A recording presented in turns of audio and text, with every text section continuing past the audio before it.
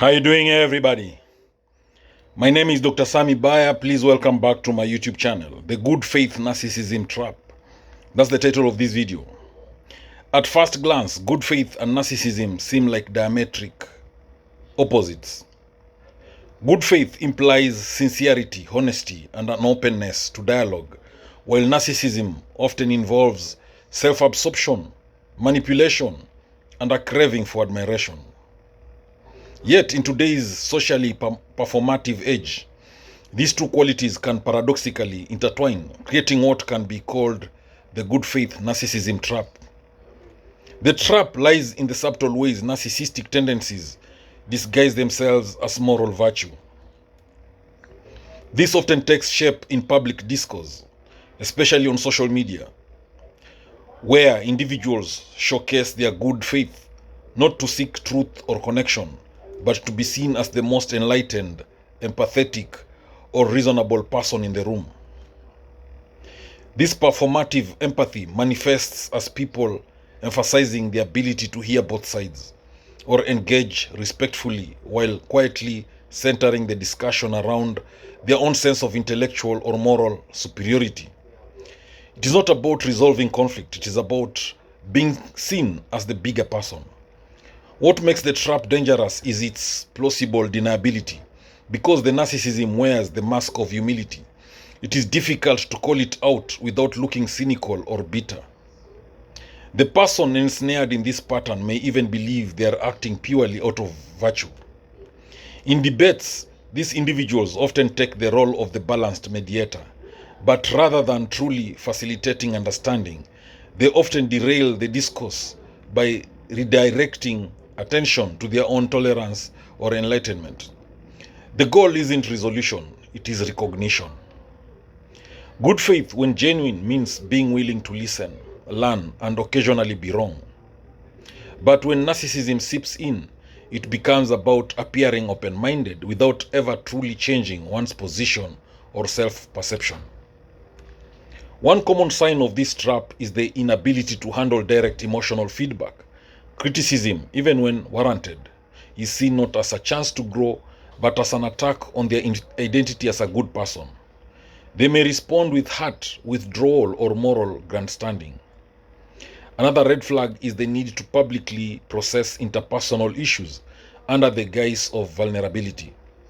While reflection is healthy, narcissism exploits this to turn real people and conflicts into content for personal branding, often without consent or consideration. This pattern isn't limited to individuals. Entire institutions, that is brands, non-profits, and even governments, can fall into this trap, projecting an image of ethical leadership while using that image to dodge accountability or boost their reputation. Ironically, the very people who are most concerned with being seen as fair, kind, or above the fray may struggle the most with internalized narcissism. Their identity is tied so tightly to their moral self-image that they cannot tolerate contradiction. At a deeper level, the good faith narcissism trap stems from a desire for control. By defining the terms of engagement, what tone is acceptable, what topics are valid, they maintain a sense of power over the emotional terrain of any conversation. Over time, this pattern isolates them. People begin to sense the disingenuousness, even if they can't name it. Friends or colleagues may feel used, unheard, or subtly invalidated despite the narcissist's constant affirmation of their intentions. Healing from this trap requires uncomfortable honesty. It means interrogating why we feel the need to be seen as good rather than simply striving to do good. It requires letting go of the performance in favor of messy, real engagement. True good faith is vulnerable, imperfect, and quiet. It is less concerned with optics and more concerned with outcomes. It listens without centering itself. It apologizes without needing to be applauded for apologizing. For many, the trap is unconscious. The social rewards for being perceived as morally mature are vast. Likes, retweets, admiration, promotions, they all feed the ego even as they hollow out authentic relational dynamics. Self-awareness is the key to untangling this dynamic. Asking oneself, am I engaging because I want to connect or because I want to be seen connecting, can shift the energy of interactions dramatically. Communities can also help by modeling accountability without shame, by rewarding sincerity over sleekness, and by normalizing emotional messiness over performative politeness. It is not that people in the trap are bad. On the contrary, many are deeply earnest and want to help, but without doing the internal work to separate performance from presence, they remain stuck in a loop of needing affirmation over transformation. The Good Faith Narcissism Trap reminds us that intentions aren't enough.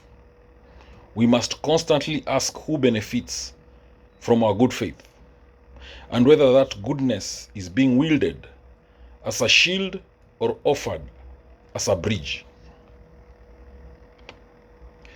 Escaping the trap doesn't mean rejecting the desire to be kind or fair. It means grounding those desires in humility rather than image. Only then can good faith become more than a brand and evolve into a practice. Just to summarize things, at first glance, good faith and narcissism seem like diametric opposites. Good faith here in this video, it implies sincerity, honesty, and an openness to dialogue, while narcissism involves self-absorption, manipulation, and a craving for admiration. But we all know that in today's socially performative age, these two qualities, that is the good faith, which implies sincerity, honesty, and openness to dialogue, and narcissism, the self-centeredness, the manipulation, need for constant admiration, these two qualities can paradoxically intertwine and create what can be called the good faith narcissism trap. So, we've said this trap lies in the subtle ways narcissistic tendencies disguise themselves as moral virtue. And this takes shape in public discourse. And most cases, it takes place in social media, where individuals showcase their good faith, not to seek truth or connection, but to be seen as the most enlightened, empathetic, or reasonable person in the room. Now, this performative empathy manifests as people emphasizing the ability to hear both sides or engaging respectfully, while quietly centering the discussion around their own sense of intellectual or moral superiority. Hence, it's not about resolving conflict, it's about being seen as the bigger person.